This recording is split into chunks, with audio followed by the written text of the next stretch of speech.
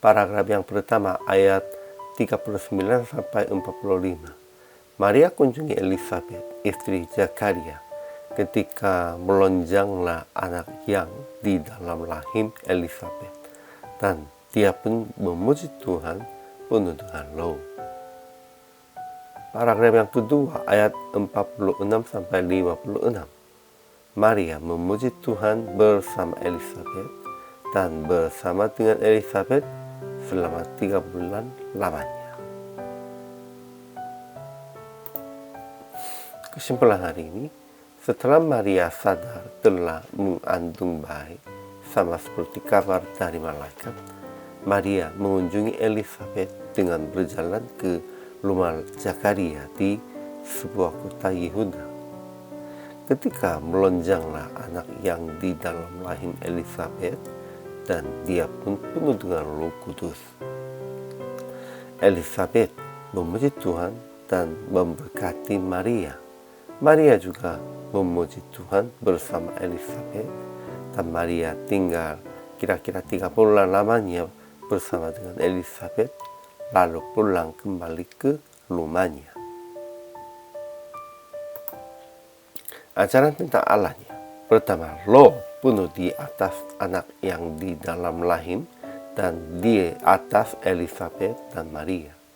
Kedua, yang Maha Kuasa telah melakukan perbuatan-perbuatan besar kepada Maria dan kepada kita pun juga.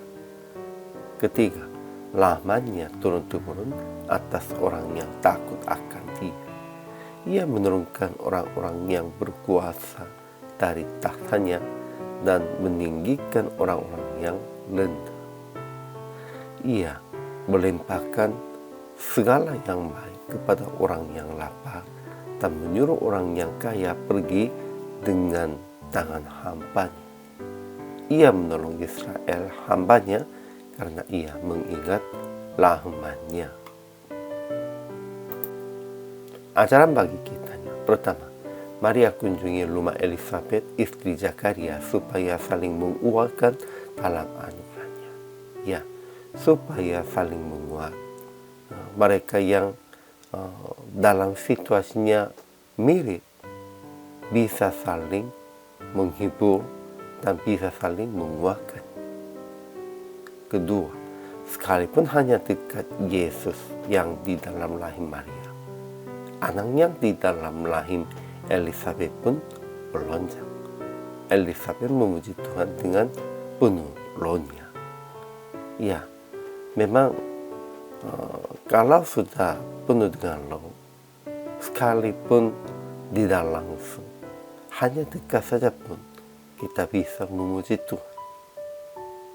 Ketiga, Elisabet menyebut Maria dengan kata Ibu Tuhanku, dan berkata, berbahagialah ia yang telah percaya, sebab apa yang dikatakan kepadanya dari Tuhan akan terlaksana.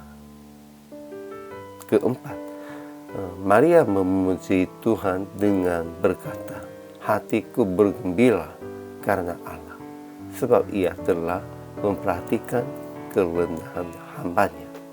Kemudian dia memuji Tuhan yang penuh rahmat, menolong orang-orang yang rendah, orang yang lapar.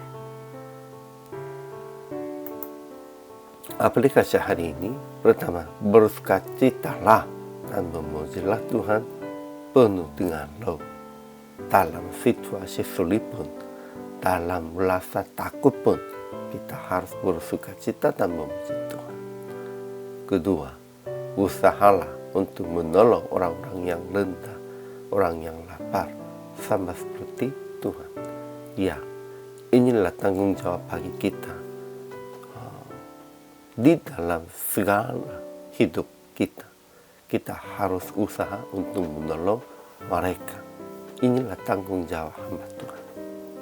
Ketiga, saling menguatkan sesama di dalam anugerahnya supaya mempersiapkan kedatangan Yesus kedua kali. Ya, persiapan kedatangan Yesus kedua kali itu bukan hanya kerja sendirinya. Itu kita harus berusaha saling menguatkan sesamanya. Karena mereka juga semuanya kawan seiman.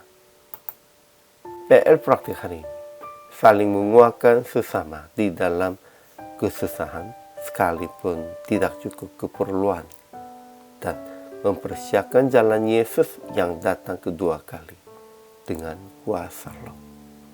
Kita harus mempersiapkan jalan Yesus yang datang kedua kali itu bukan hanya sendiri, saling menguatkan dan saling menolong. Melalui ini kita bisa kerjasama dengan semua orang, lebih khususkan dengan percaya dalam seiman. Hari ini juga selama melayani, Tuhan Yesus memberkati.